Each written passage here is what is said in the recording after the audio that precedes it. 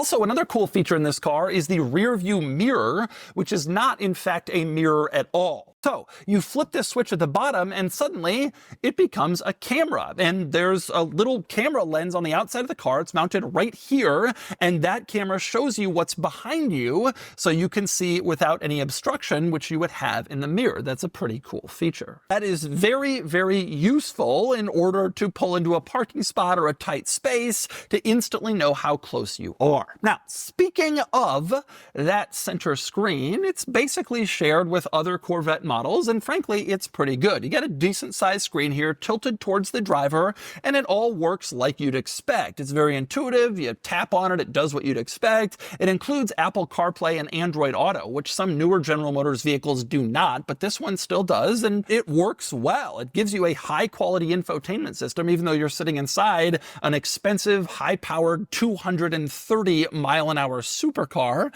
and that's pretty cool to have. Now, also, in terms of screens in this car, you have a gauge cluster screen. As you can see, a screen mounted behind the steering wheel shows you all the vehicle information, obviously the usual stuff you'd see from gauges, and it's reasonably configurable to be able to show you other information that you might want to dial up. Nice to see those two screens working together to kind of provide the driver with cockpit-like information directly in the line of sight. They're good to see and they're easy to use.